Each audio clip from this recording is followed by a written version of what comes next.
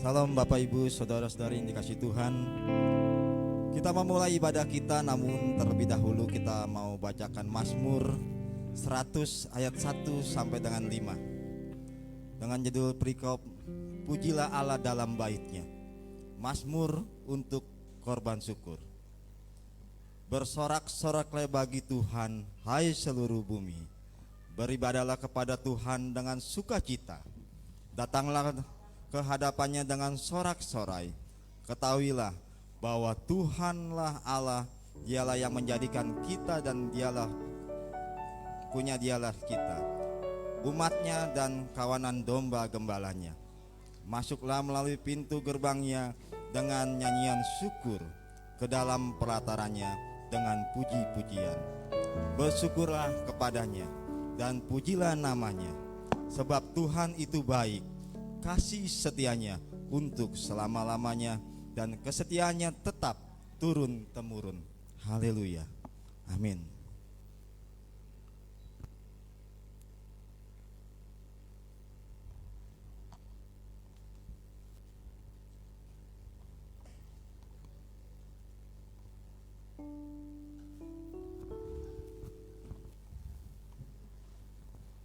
Shalom saudara-saudara di dalam Tuhan. Kita mau mulai ibadah pada pagi hari ini. Kita mau bersatu dalam doa. Kita mau siapkan hati kita untuk masuk ke hadirat Tuhan. Bapa, terima kasih Tuhan. Kami mengucap syukur Tuhan untuk pagi hari ini Tuhan.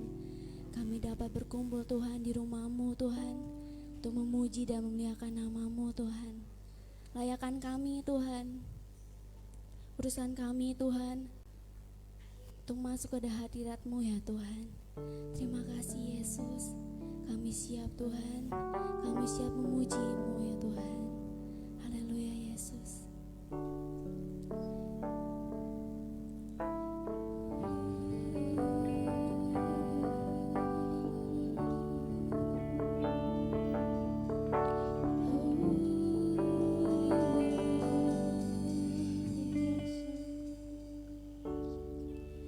Yesus, Kau sungguh baik Tuhan.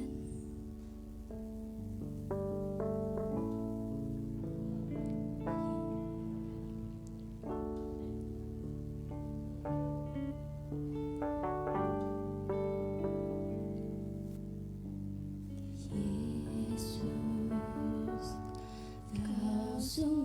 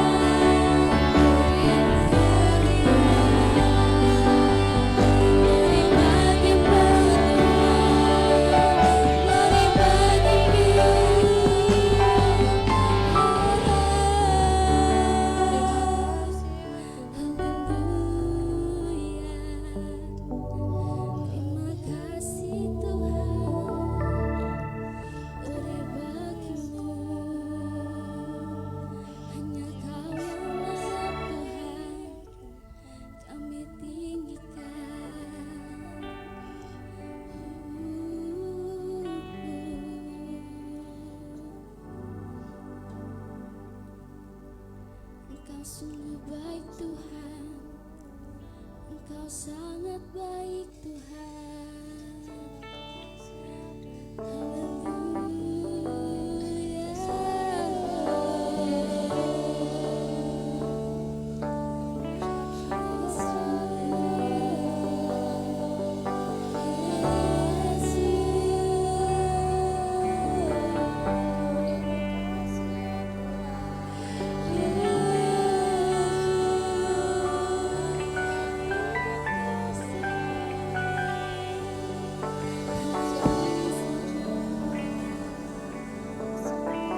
Mari saya undang untuk bangkit berdiri, saudara-saudari kasih Tuhan.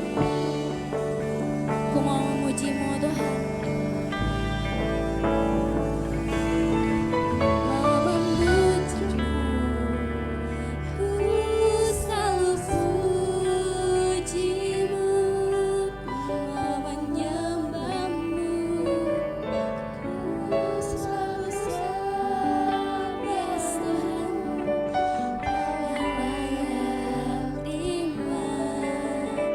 Semua pujian kemuliaan hanya bagi Tuhan.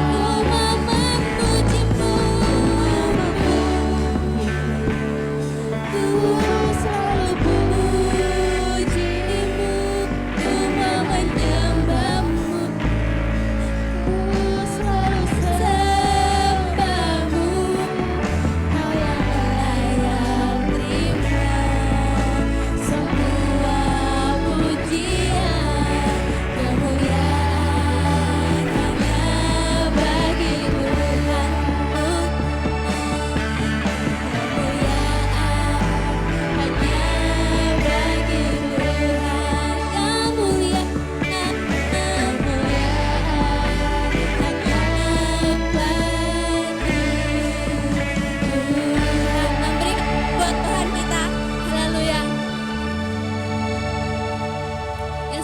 Nama Tuhan, kita mau katakan amin, haleluya. Kita siap untuk memuji nama Tuhan, saudara. Kasih Allah tak berkesudahan.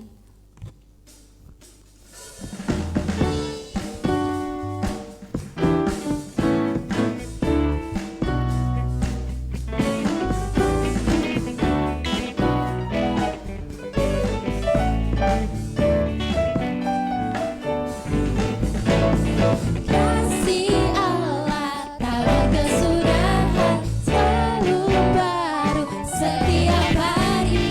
Rahmat-Nya pun tak pernah berakhir seumur hidupku. Sekali lagi. Kasih Allah tak berkesudahan, selalu baru setiap pagi. Rahmat-Nya pun tak pernah berakhir seumur hidupku. Sukacitaku kau menarik dengan sorak-sorai memuji. Bernaiklah pujian, haleluya, nyanyi bagi Dia Sang Raja. Kasih Allah tak berkesudahan, selalu baru setiap hari. Rahmat-Nya pun tak pernah berakhir seumur hidupku. Dengan sukacitaku kau menarik dengan sorak-sorai memuji. Bernaiklah pujian, haleluya, nyanyi bagi Dia Sang Raja. Dengan sukacitaku kau menarik Bernaiklah pujian, haleluya, nyanyi bagi Dia Sang Raja. Nyanyi bagi Dia Sang Raja. Nyanyi bagi Dia Sang Raja.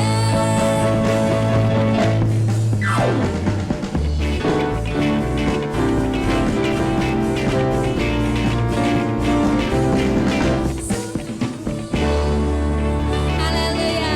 Masih siap memuji nama Tuhan? Masih kuat berdiri? Amin. Kita mau nyanyi bagi Dia, amin. Haleluya.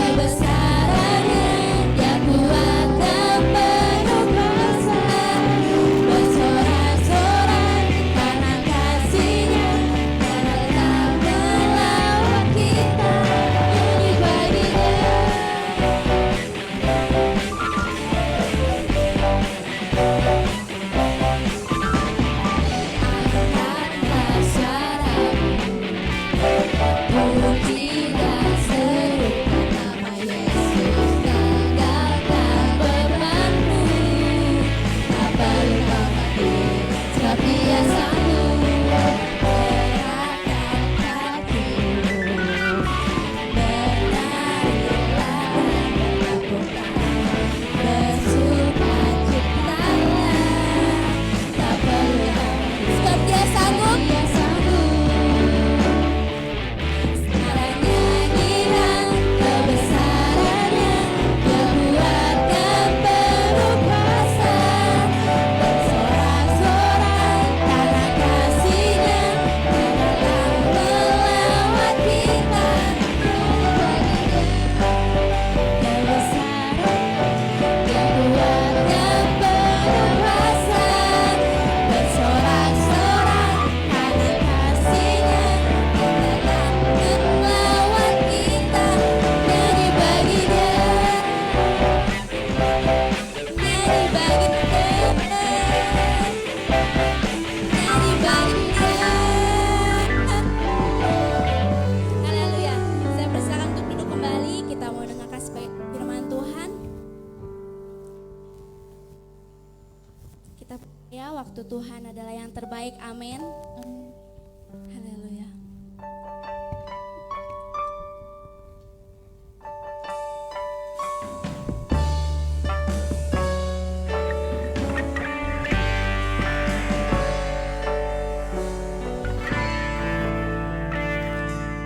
Bila Kau izinkan sesuatu terjadi, ku percaya semua untuk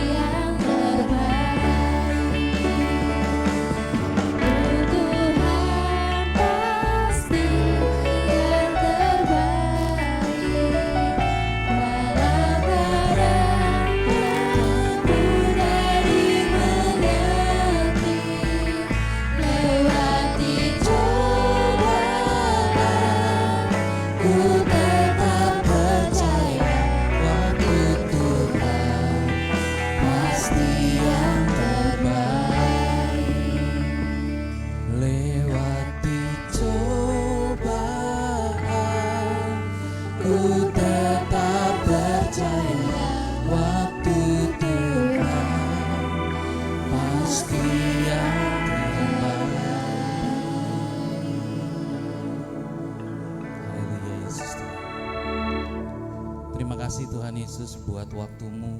Kami percaya Tuhan kalau kami pun ada sampai hari ini itu semua karena kasih dan anugerah-Mu Tuhan.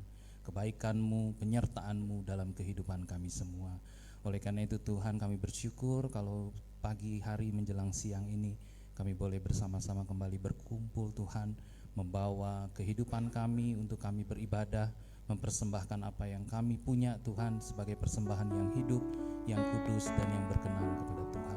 Terima kasih Tuhan, sebentar kami juga akan mendengarkan isi hati-Mu. Urapi setiap hati kami untuk menjadi seperti tanah yang subur di hadapan Tuhan. Terima kasih Bapa, di dalam nama Tuhan Yesus Kristus, mari kita yang siap terima firman Tuhan, sama-sama kita katakan amin. Baik, shalom. Baik, shalom Bapak Ibu Saudara juga yang ada di rumah. Kasih karunia dan damai sejahtera dari Tuhan Yesus menyertai kita semua yang ada di tempat ini. Saudara-saudari yang dikasihi oleh Tuhan, langsung saja kita akan buka Alkitab kita renungkan firman Tuhan di dalam Injil Matius pasalnya yang ke-13. Injil Matius pasal yang ke-13 ayatnya yang pertama sampai ayatnya yang ke-8 nanti kita akan baca secara berganti-gantian. Saudara, ayat yang akan kita baca ini berjudul tentang perumpamaan tentang seorang penabur. Ada beberapa kali saya menyampaikan perumpamaan ini, renungan tentang perumpamaan ini, tetapi dari sisi yang berbeda ya. Biasanya kita ibadah offline, khotbahnya panjang-panjang Saudara ya, tetapi hari ini cukup kita ringkas-ringkas karena memang ibadah online maupun ibadah offline di masa new normal ini tidak boleh terlalu lama Saudara. Baik, Injil Matius pasal yang ke-13 ayatnya yang pertama sampai ayatnya yang ke-9. Ya, sebetulnya isinya cuma sampai 8, tapi kita akan baca sampai yang ke-9. Saya baca ayat yang ganjil, Bapak Ibu Saudara, ayat yang genap, demikian seterusnya. Demikian bunyi firman Tuhan. Pada hari itu keluarlah Yesus dari rumah itu dan duduk di tepi danau. 1, 2, 3.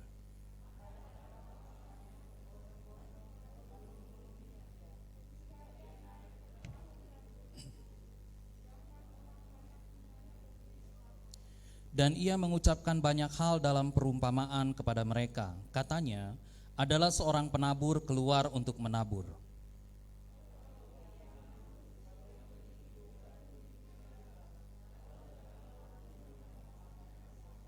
Sebagian jatuh di tanah yang berbatu-batu yang tidak banyak tanahnya.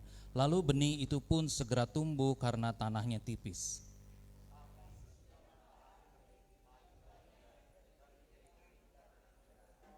Sebagian lagi jatuh di tengah semak duri, lalu makin besarlah semak itu dan menghimpitnya sampai mati.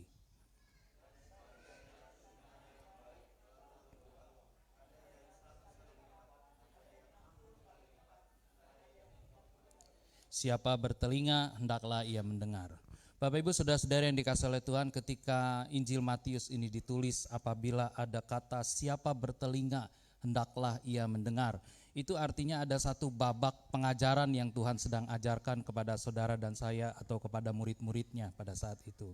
Nah saudara, Alkitab mengajarkan saudara dan saya bahwa di dunia ini kita cuman terdiri dari dua kelompok orang aja, dua kelompok manusia. Kelompok yang pertama adalah kelompok orang yang bijaksana, kelompok yang kedua adalah kelompok orang yang bodoh. Tetapi kalau Alkitab bicara bijaksana dan bodoh, itu nggak ada kaitannya sama intelektualitas kita. Itu nggak ada kaitannya dengan bagaimana pelajaran nilai dalam pelajaran kita di sekolah. Nggak ada kaitannya ke situ. Alkitab mengajar saudara dan saya, kalau bicara soal bodoh dan bijaksana di Alkitab, itu kaitannya dengan selamat dan tidak selamat. Orang bodoh dikatakan orang yang tidak akan selamat, orang bijak dikatakan orang yang selamat. Ya, kalau saudara baca ada pengajaran Yesus tentang dua macam dasar. Dikatakan orang yang bodoh dan orang yang bijak sama-sama mendengarkan firman Tuhan. Artinya baik orang bodoh maupun orang bijak ada di gereja, saudara. Ya, cuma masalahnya ada orang-orang yang duduk di gereja ini yang akan masuk surga dan ada orang-orang yang duduk di gereja ini yang akan masuk neraka. Ya, nah, apa yang membedakan antara orang bodoh dan orang bijak? Apa yang sama dari orang bodoh dan orang bijak? Orang bodoh dan orang bijak sama-sama mau mendirikan rumah. Artinya orang bodoh dan orang bijak sama-sama peduli tentang kehidupan rohani maupun kehidupan jasmani. Kalau dalam kehidupan jasmani aja kita peduli kita punya rumah atau enggak, maka di dalam kehidupan rohani pun sebetulnya kita peduli rohani kita baik atau enggak. Tetapi masalahnya ada orang yang mendirikan rumahnya di atas batu, ada orang yang mendirikan rumahnya di atas pasir. Hal batu dan pasir ini ditentukan dari bagaimana respon dia terhadap pemberitaan firman Tuhan. Ya, nah Bapak Ibu Saudara, hari ini kita berhadapan dengan masa-masa sulit di tengah-tengah pandemi corona. Hari-hari ini saudara bisa melihat firman Tuhan digenapi. Ya, hari-hari akhir firman Tuhan mengatakan bahwa ada banyak orang yang akan menjadi murtad. Kasih kebanyakan orang menjadi dingin.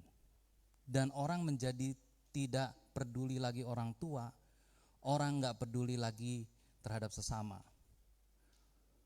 Hari-hari akhir ini semakin digenapi itu semua.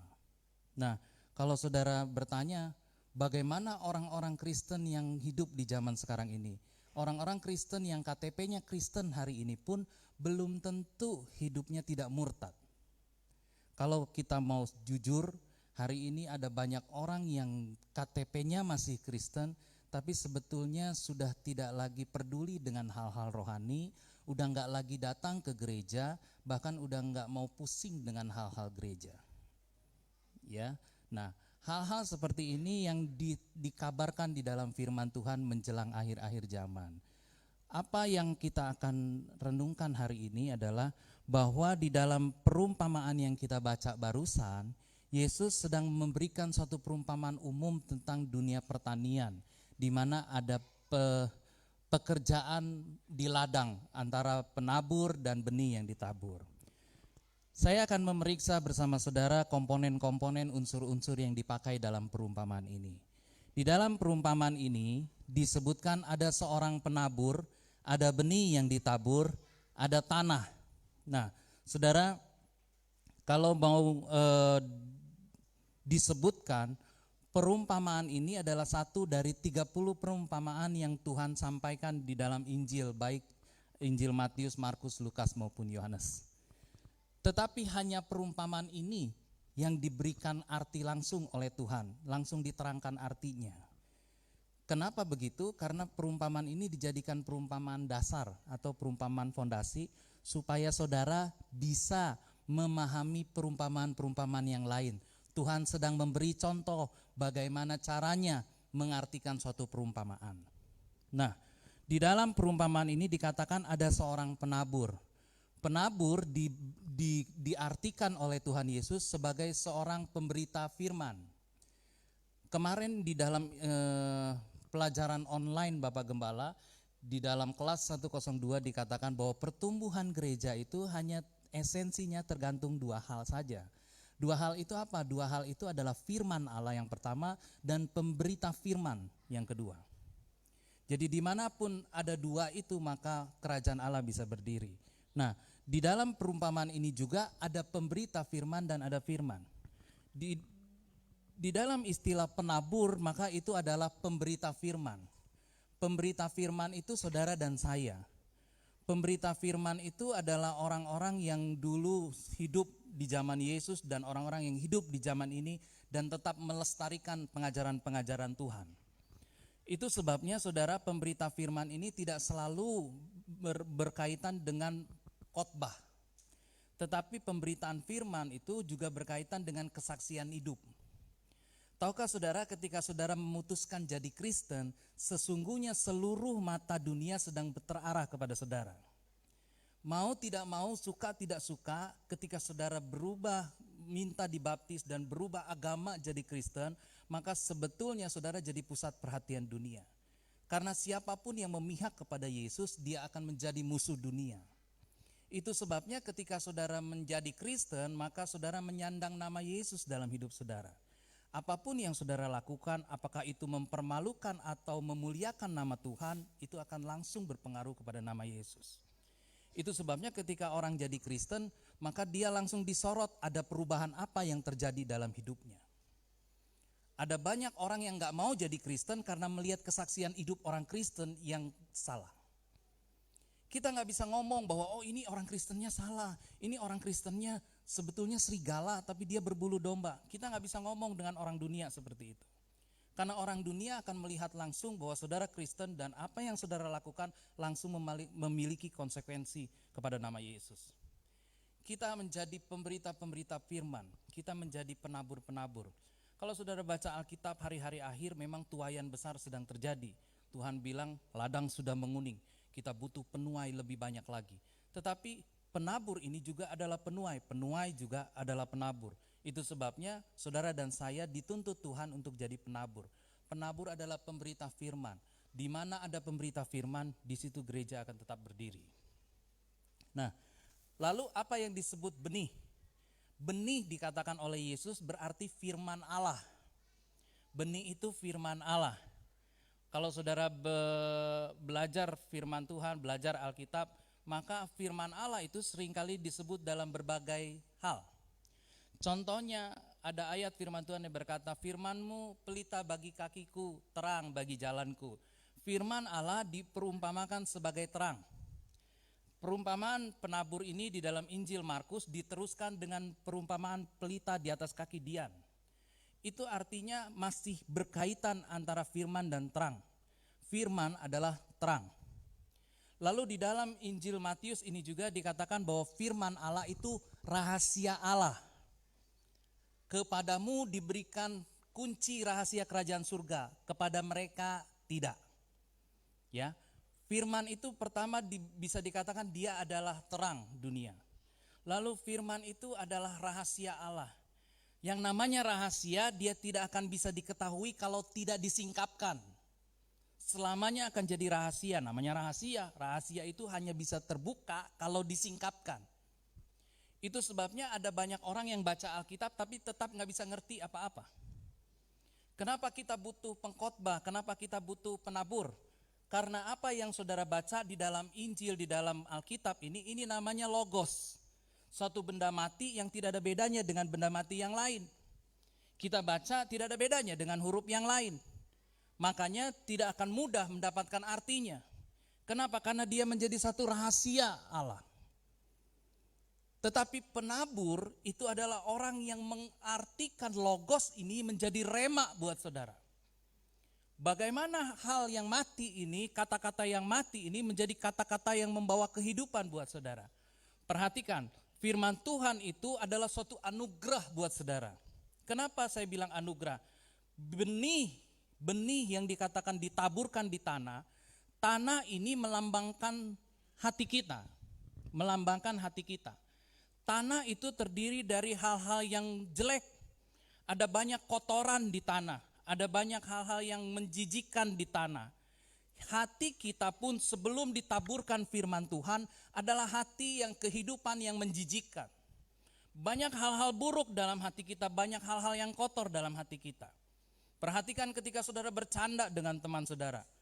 Apakah keluar candaan-candaan kotor, candaan-candaan jorok? Perhatikan ketika saudara ngomong dalam emosi saudara. Segala hal ini adalah lambang dari hati kita. Tanah itu sebetulnya tidak layak mendapat benih. Tanah tidak bisa menghasilkan buah tanpa benih. Tanah bahkan tidak bisa menghasilkan benih sendiri.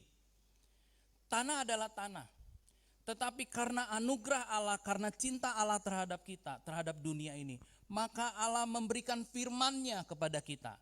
Untuk apa? Untuk menjadi anugerah buat saudara dan saya. Yang namanya benih akan tetap benih. Kalau saudara melihat benih jagung, benih gandum, benih beras, itu hanyalah benih sebutir beras. Tidak pernah sebutir beras ini menjadi sebuah pohon kalau dia tidak pernah menyentuh tanah. Jadi di dalam beras yang mati itu kelihatannya mati. Di dalam firman yang kelihatannya mati ini terkandung kehidupan ketika dia ditaburkan ke hati saudara. Kenapa? Karena di dalam benih yang mati ini, di dalamnya ada hidup Allah. Di dalamnya ada hidup Kristus yang mampu memberikan pohon yang baru. Benih itu tidak pernah tumbuh jadi benih. Benih akan tumbuh jadi pohon yang baru. Pohon yang baru menghasilkan bonggol-bonggol yang baru. Hidup saudara dan saya, hidup lama kita, hidup yang rusak, hidup yang kotor. Tetapi ketika firman Allah ditaburkan dalam hati saudara dan saya, maka firman Allah ini sanggup memberikan kehidupan baru, dan itulah inti kekristenan. Kekristenan adalah kehidupan yang berubah. Bagaimana orang melihat kehidupan kita ketika sudah dibaptis? Bagaimana orang melihat kehidupan kita ketika KTP kita berubah? Itu yang harus kita perhatikan sungguh-sungguh. Bagaimana firman Allah itu membawa kehidupan dalam hidup kita. Hidup Kristus. Boleh dikatakan ketika benih ini belum ditabur, kita ini gak punya hidup. Kita ini hanya meneruskan aja siklus kehidupan. Tapi kita gak punya hidup. Ketika firman itu ditaburkan, baru hidup Allah memberi kehidupan yang baru. Kuasa Allah masuk dalam hidup kita, membuat hidup kita jadi hidup yang baru. Orang tercengang lihat hidup saudara. Saudara gak mesti pinter ngomong, saudara gak mesti pinter khotbah, tapi orang tercengang lihat hidup saudara. Betapa ketika saudara jadi Kristen, Tuhan ubah hidup saudara yang rusak jadi hidup yang baru. Orang akan tercengang, gak usah khotbah sama dia akan datang sama Tuhan. Ini benih. Jadi benih itu bisa dikatakan adalah terang. Benih itu bisa dikatakan adalah anugerah buat saudara. Benih itu bisa dikatakan rahasia Allah. Dan itu semua ada di dalam pribadi Yesus. Makanya ketika firman Allah ditaburkan, firman itu harus berkaitan langsung, harus membicarakan, harus membahas, harus merupakan firman Kristus. Jangan ada khotbah yang lain. Jangan pernah bahas yang lain. Bahas saja tentang Yesus. Bahas saja tentang pengajaran Yesus. Bahaslah pribadi Yesus. Karena semua firman Allah tersimpul dalam pribadi Yesus. Keselamatan yang kita terima, kehidupan yang kita terima, kita gak layak karena kita gak mampu mengusahakannya. Tetapi itu ditaburkan kepada saudara dan saya. Ini yang disebut anugerah. Alkitab mengajar saudara dan saya, kita hidup by faith, not by sight. Kita hidup oleh iman, bukan oleh mata.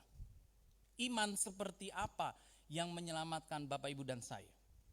Kita diajarkan untuk percaya kepada Yesus. Ya, memang percaya kepada Yesus. Karena tanpa percaya mana mungkin saudara ikut Yesus. Tetapi masalahnya, apa yang saudara pertaruhkan untuk percaya kepada Yesus? Saudara, satu kali kami pergi ke Mekarsari. Saya mau jelaskan nih soal iman ya. Suatu kali kami pergi ke Mekarsari. Saya orang yang tidak takut naik Flying Fox. Lalu saya naik Flying Fox. Pak Abi adalah orang yang penakut naik Flying Fox. Dia gak berani. Dia bilang, naik di tali begitu, terjatuh loh. Tapi waktu saya naik lagi, Om Aling ikut. Kenapa? Om Aling juga berani, ayo naik Flying Fox. Nah, naiklah kami berdua. Pak Abi bilang, loh, emang gak jatuh, gak putus Pak Aling? Enggak lah, ayo Bi naik. Akhirnya dia ikut naik, saudara. Ikut naik, terus Om Aling meluncur. Selamat sampai sono ya. Saya meluncur. Selamat sampai sana. Tinggal Pak Abi. Kira-kira selamat gak dia, saudara? Selamat, saudara. Wah, dia ke sono. Oh, enak ya. Ternyata enak ya. Dia naik lagi. Oh, kali ini dia banyak gaya. Dia pakai gaya lepas tangan lah, lepas kaki lah. Cuman gak lepas tali, saudara. Jatuh pastinya. Nah, iman itu seperti itu. Iman itu kalau dia mengikuti saya, mengikuti Om Aling, dan kami salah, dia juga mati. Kalau saudara salah percaya kepada Yesus, maka saudara itu binasa. Iman itu mempertaruhkan segalanya dalam hidup kita. Ini iman yang menyelamatkan. Iman itu artinya mempercayakan hidup kita. Dia gak percaya tali itu bisa menanggung beban beratnya. Tapi akhirnya karena dia lihat kesaksian hidup. Dia lihat Om Ali berani, dia lihat si Willy berani. Masa gua gak berani? Hidup saudara dan saya, iman saudara dan saya bisa berbuah jiwa-jiwa yang lain. Kalau saudara bisa memberikan teladan iman. Mempercayakan hidup saudara kepada Yesus. Percaya itu bukan sekedar, oh saya percaya dia mati buat saya. No, percaya itu artinya mempercayakan nasib saudara, mempercayakan masa depan saudara, mempercayakan kehidupan saudara, mempercayakan keluarga saudara, mempercayakan pencaharian saudara kepada Tuhan. Semua kita percayakan pada Tuhan. Tuhan yang atur, Tuhan yang sediakan, Tuhan yang pelihara. Bapak Ibu Saudara, penting sekali orang Kristen itu memiliki pengalaman iman, saudara. Penting sekali. Supaya apa? Supaya saudara bisa menjangkarkan iman saudara pada Yesus, sehingga saudara kuat di dalam kehidupan ini. Hari-hari ini kita melihat kehidupan tambah sulit ya, tambah susah, kita semua susah. Enggak yang kaya, enggak yang miskin, semuanya susah. Tetapi kita butuh iman yang kuat. Makanya hari-hari ini saudara, di gereja kita maupun di Ampelona maupun di dalam pelajaran-pelajaran online sedang digalakkan pelajaran-pelajaran yang mendewasakan kedewasaan iman, supaya saudara dan saya tidak mudah goyah. Kalau saudara lihat dunia hari-hari ini banyak penyesat, saudara. Ya, saudara lihat di online ada begitu banyak murtadin lah segala macam. Saudara boleh lihat firman Allah itu terbukti. Itu sebabnya kita mesti memiliki kedewasaan iman, mesti tahu bagaimana iman yang benar itu seperti apa. Kalau saudara baca Ibrani pasal 11 itu ada tentang contoh-contoh iman. Bagaimana orang-orang seperti Abraham, Henokh, Nuh, semua orang-orang ini bisa berkenan di mata Tuhan karena satu hal, karena kebulatan tekad mereka untuk taat kepada Tuhan. Hal yang membedakan antara orang bodoh dan orang bijaksana, tidak ada satupun yang beda, hanya satu saja yang membedakan, yaitu ketaatan melakukan kebenaran firman Tuhan. Nah, oleh karena itu saudara, di dalam Injil ini juga dikatakan begini. Dalam ayat-ayat yang kita baca selanjutnya,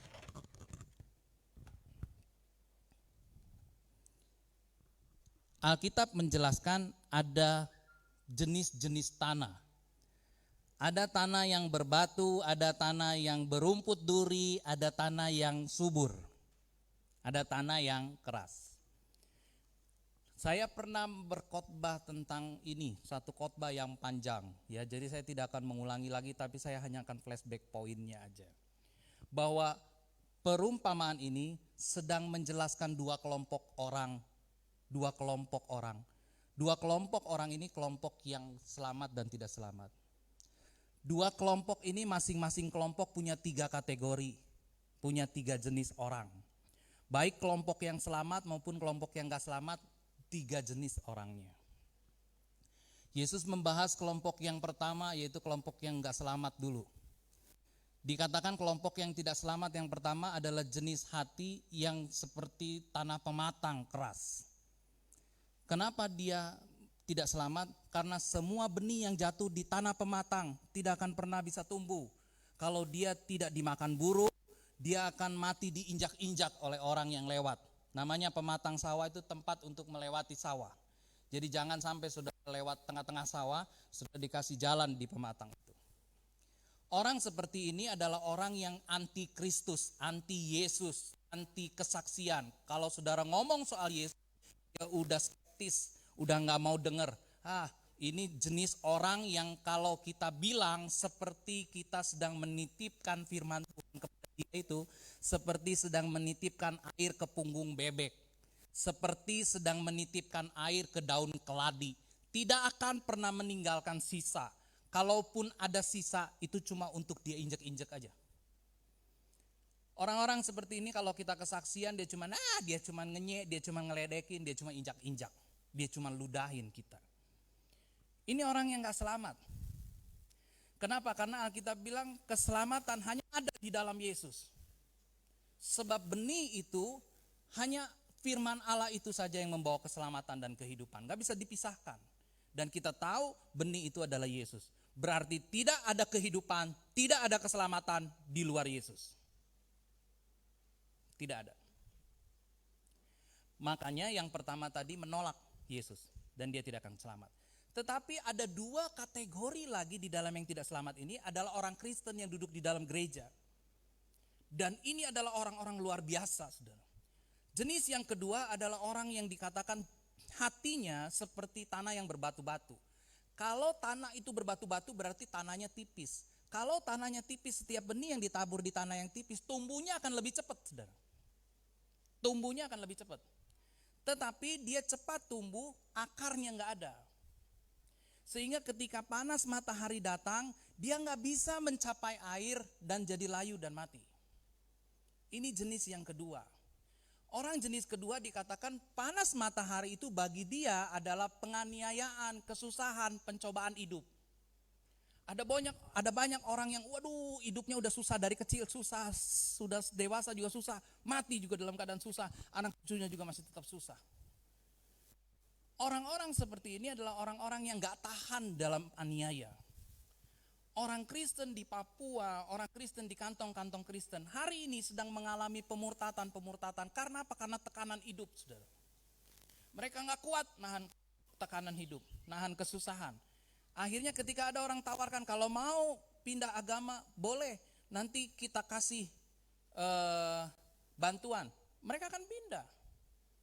Jadi hal-hal ekonomi seperti ini bisa membuat tekanan-tekanan hidup. Nah, Bapak Ibu Saudara, yang kedua dikatakan orang-orang seperti ini mengalami aniaya. Ya, aniaya.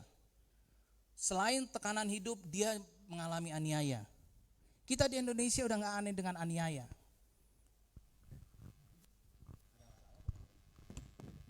Iya. Ada orang yang gak kuat jadi Kristen, mau jadi pegawai negeri, eselonnya gak nanjak-nanjak, mau jadi ABRI, mau jadi polisi, gak pernah jadi jenderal. Mungkin begitu, ada tekanan-tekanan seperti itu, mungkin ya saudara. Tapi saya kira sekarang sudah lebih baik. Sekarang saudara bisa melihat anak-anak Tuhan jadi jenderal, anak-anak Tuhan jadi gubernur, bahkan mungkin nanti anak Tuhan jadi presiden. Ya, tetapi kita jangan takut terhadap tekanan, jangan takut terhadap aniaya. Karena aniaya ini banyak orang Kristen yang gugur, berpindah iman. Lalu yang ketiga, takut dengan pencobaan. Ada banyak kita yang takut dengan pencobaan, yang gak bisa dicoba. Gagal dengan 3 ta kata orang. Ada tahta, wanita, dan harta. Ya, ini semua yang membuat orang-orang Kristen bisa kehilangan iman. Itu jenis yang kedua. Kenapa? Karena mereka tidak bisa merambatkan akarnya, mendapatkan air kehidupan, air firman Allah. Yang jenis ketiga adalah orang-orang yang hatinya seperti tanah yang berumput duri. Waktu benih ditaburkan tidak ada tanda-tanda bahwa tanah itu akan tumbuh rumput duri. Saudara dan saya mungkin ketika benih ditaburkan, firman Tuhan ditaburkan, saudara tidak langsung percaya, tidak. Tapi saudara mungkin langsung berpikir, ini firman Tuhan benar apa enggak? Ini benar apa enggak nih? Ini benar apa enggak nih? Saudara kritis terhadap firman Tuhan, saudara gemetar sama firman Tuhan.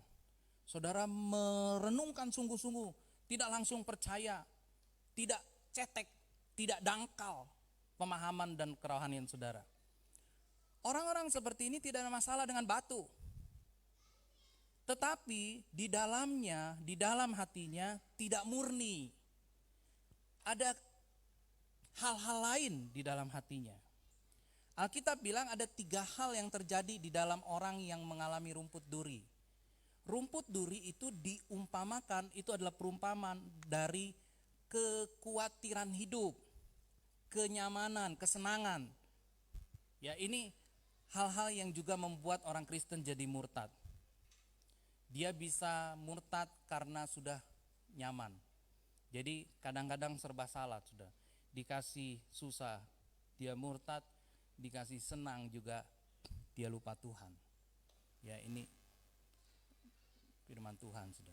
Nah, yang jenis itu tidak selamat.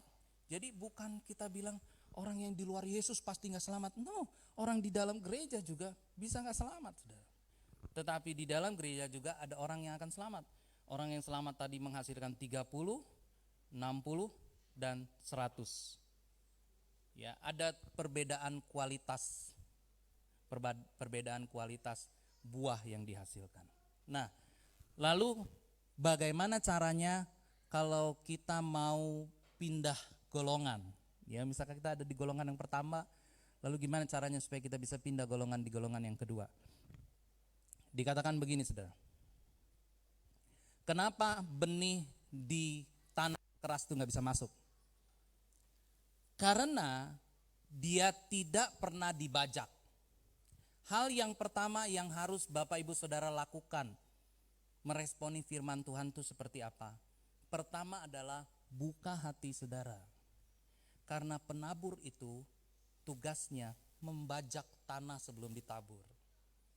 Tanah yang subur pasti udah dibajak dulu kan saudara.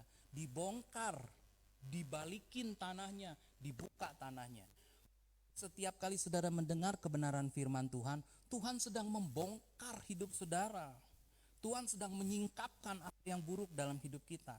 Kita lagi dibajak oleh penabur. Jangan saudara kalau dengar khotbah, gua kesinggung tuh setiap kali dia khotbah dia mah nggak ngenakin. Tiap kali dia khotbah dia mah nyerang gua. Tiap kali dia khotbah dia mah nyindir gua. Jangan seperti itu. Justru firman Allah ketika menjadi rema buat saudara, aminkan dan buka hati saudara untuk menerima kebenaran firman Tuhan. Justru ketika hati saudara dibajak, hati saudara terbuka, itu langkah awal. Keterbukaan adalah awal dari pemulihan. Langkah awal saudara untuk bisa pulih hidupnya. Bagaimana orang bisa berubah hidupnya? Enggak sekonyong-konyong. Pertama-tama dia harus buka hati. Buka hati untuk kebenaran firman Tuhan. Diubah oleh Tuhan. Mengizinkan kuasa Tuhan bekerja dalam hatinya. Yang pertama itu. Kalau seandainya tanah galengan ini, tanah pematang ini pun dibajak, dia juga akan bisa menumbuhkan benih. Butuh pembajak-pembajak. Butuh penabur-penabur supaya benih firman Tuhan bisa sampai di hati saudara. Yang kedua, bagaimana benih itu bisa menghasilkan kehidupan yang baru. Benih itu harus masuk dalam hati saudara dan dia harus tumbuh berakar dengan bebas menguasai seluruh tanah di sekitarnya. Saudara perhatikan ya, kalau tanah itu ada banyak batu, ada banyak hal-hal benih-benih lain yang gak murni, maka dia akan sulit tumbuh. Tetapi kalau tanahnya subur, tanahnya digemburin, dibajak, lalu benih itu masuk, maka akarnya akan gede, akan melebar ke sana sini, tumbuhnya akan subur. Itu artinya benih firman Tuhan ketika ditaburkan harus memiliki kedaulatan dalam hati saudara. Jangan saudara dengar firman Tuhan cuma mau dihakimi. Jangan dengar firman Tuhan cuma mau dinilai, oh ini benar, oh ini salah, oh ini benar, oh ini salah. No, bukan itu yang menyelamatkan kita. Tetapi ketika kita dengar firman Tuhan, biarlah firman Tuhan itu memerintah dalam hati kita, mengubah kita untuk melakukan firman. Sebab kuncinya bukan seberapa banyak saudara dengar firman, bukan seberapa pintar saudara mencerna firman, tetapi seberapa pintar saudara melakukan firman. Kuncinya di situ saudara. Makanya Yesus harus jadi penguasa tunggal dalam hidup saudara. Tuhan harus betul-betul jadi Tuhan. Jangan sampai kita bilang, oh ya Tuhan saya Yesus, tapi kita hidup seperti orang gak punya Tuhan. Kita gak mau diatur firman, kita gak mau melakukan firman, kita hidup semau-maunya. Kunci untuk berbuah, jadikan Yesus sebagai Tuhan penguasa tunggal dalam hidup saudara. Dia menguasai kehidupan saudara, hati saudara. Yang ketiga, yang terakhir saudara, faktor yang terakhir untuk kita bisa berbuah, bisa menghasilkan buah dalam iman kita, dalam kerohanian kita, yaitu apa yang kita sebut cahaya matahari. Tahukah Bapak Ibu Saudara bahwa tidak ada tanaman dimanapun di dunia ini yang bisa menghasilkan buah tanpa sinar matahari? Semuanya butuh sinar matahari. Tapi masalahnya bagi satu jenis orang, satu kelompok orang, sinar matahari itu membuat dia binasa, membuat dia layu dan mati. Tapi bagi kelompok lain justru sinar matahari membantu dia menghasilkan buah. Kalau dulu saudara belajar IPA, saudara tanam pohon kembang di pot, ditaruh di pinggir jendela, kemana arah kembang itu akan menghadap? Pasti menghadap kepada matahari.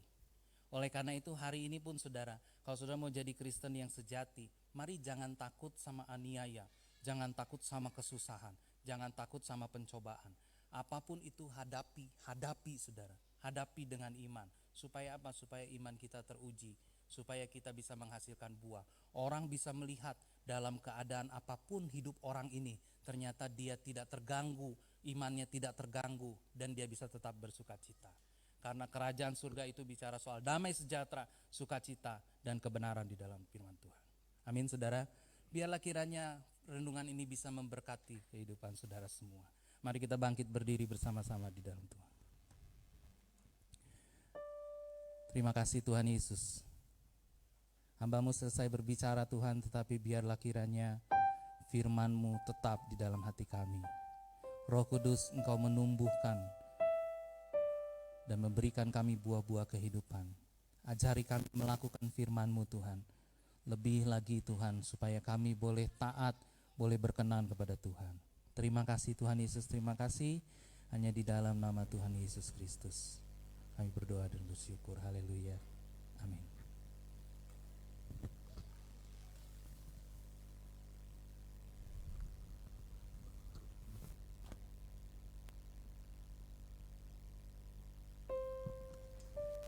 Haleluya. Mari silakan duduk Bapak Ibu Saudara-saudari yang dikasih oleh Tuhan.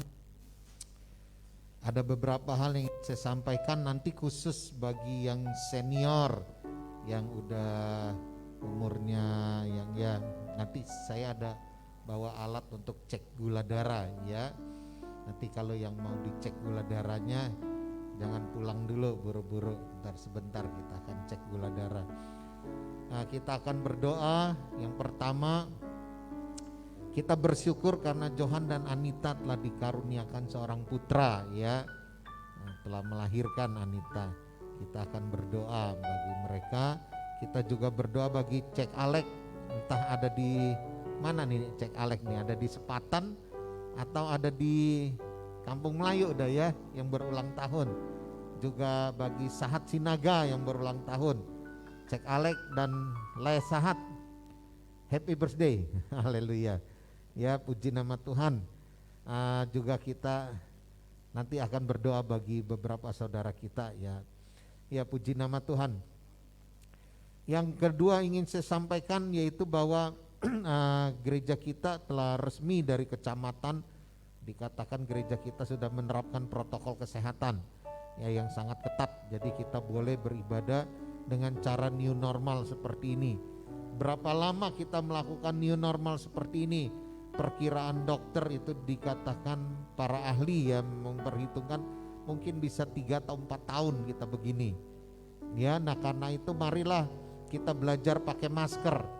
Masker ini bukan untuk melindungi diri kita juga, tetapi kita juga menghargai orang lain. Ya, kalau saya lagi kondisi sekarang ini saya lagi agak batuk banyak.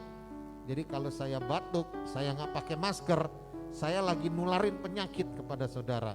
Artinya saya nggak menghargai saudara. Jadi kalau saya pakai masker, saya menghargai saudara. Ya. Kita belajar pakai masker itu kalau ngobrol sama orang ya, di rumah, di mana gitu ya. Kita belajar, kita jaga kesehatan. Sebab apa? Tingkat penularan COVID-19 di Indonesia ini udah semakin tinggi. Angka terakhir saya lihat itu ada sudah 84.000 orang ya. Mungkin awal Agustus sudah mencapai 100.000 orang yang tertular gitu ya. Nah karena itu kita harus jaga. Jadi jangan anggap enteng ya, pakai masker itu adalah kunci utama, cuci tangan apa dan lain sebagainya sesuai dengan protokol yang dianjurkan. Amin. Ya, puji nama Tuhan. Ada pengumuman yang lain? Nggak ada ya. Mari kita bangkit berdiri bersama-sama di hadapan Tuhan. Haleluya, Tuhan Yesus Kristus, hari ini kami bersyukur Tuhan. Kami menaikkan puji syukur. Yang pertama kami berdoa bagi Johan dan Anita. Engkau telah mengaruniakan seorang putra di tengah-tengah mereka. Berkati anak ini Tuhan, berkati mereka sekeluarga. Kami percaya pemeliharaan Tuhan sempurna atasnya. Kami berdoa bagi Cek Alek yang berulang tahun Tuhan. Berkati Tuhan, berikan damai sejahtera dan sukacita, kesehatan yang prima Tuhan. Maupun bagi tante Tuhan yang juga menyertainya. Biarkan Tuhan damai sejahtera-Mu, kesehatan daripadamu turun atasnya. Bagi Sahat Sinaga pun kami serahkan ke dalam tangan-Mu. Berkati kehidupannya, berkati pekerjaan dan mata pencahariannya Tuhan. Sertai dia dalam segala hal. Terpujilah nama-Mu Yesus. Kami berdoa juga bagi Tante Email Tuhan yang di Taman Cibodas. Kami berdoa bagi Tante Ipong Tuhan, Tante Dora dalam keadaan kurang sehat pun kami serahkan ke dalam tangan-Mu. Kami serahkan semuanya ke dalam tangan-Mu Tuhan. Bangkitkan kami untuk senantiasa terus berdoa. Terpujilah nama-Mu. Terpujilah nama-Mu Tuhan. Kami membutuhkan pertolongan-Mu Tuhan. Kami berdoa bagi saudara-saudari kami yang masih belum dapat pekerjaan yang pasti Tuhan. Berkati mereka Yesus. Buka jalan Tuhan. Buka jalan dalam keajaiban-Nya Tuhan. Hingga Engkau memberkati apa yang mereka kerjakan Tuhan dan lakukan. Kami berdoa bagi yang sakit pun, yang berbeban berat Tuhan, yang di dalam pergumulan, kami serahkan semuanya ke dalam tangan Tuhan Yesus Kristus. Kami percaya dan mujizat-Mu ada bagi kami semua. Terpujilah nama-Mu Tuhan Yesus Kristus. Mari kita buka hati dan tangan di hadapan Tuhan. Tuhan Yesus Kristus memberkati dan melindungi-Mu. Tuhan Yesus Kristus menyinari-Mu dengan wajah-Nya dan memberi-Mu kasih karunia. Dia juga menghadapkan wajah dan memberi-Mu damai sejahtera. Pada hari ini, mari dengan segala kesukacitaan, bawa dan terimalah segala berkat yang terbaik yang telah diberikan oleh Allah Bapa, pencipta langit dan bumi. Allah Anak yang telah mati bagimu di kayu salib, memberikanmu pengampunan dosa, keselamatan, kehidupan kekal, sorga yang mulia. Dan Allah Roh Kudus yang ada dalam hatimu, Dia yang menopangmu, Dia meneguhkanmu, Dia menguatkanmu, karena Dia adalah penolong dan penghiburmu. Dia yang membukakan pintu-pintu keajaiban dalam hidupmu. Terpujilah nama-Mu Tuhan Yesus Kristus. Nama Tuhan Yesus Kristus, kami menerima semuanya ini. Karena itu mari kita bersama. Bapa kami yang di sorga, dikuduskan nama-Mu. Datanglah kerajaan-Mu. Jadilah kehendak-Mu ini seperti di sorga. Berikanlah kami pada hari ini makanan kami yang secukupnya, dan ini akan kesalahan kami, seperti kami juga mengampuni orang yang bersalah kepada kami. Dan janganlah membawa kami ke dalam, tetapi lepaskan kami daripada yang jahat. Karena Engkaulah yang punya kuasa dan kemuliaan sampai selama-lamanya. Amin.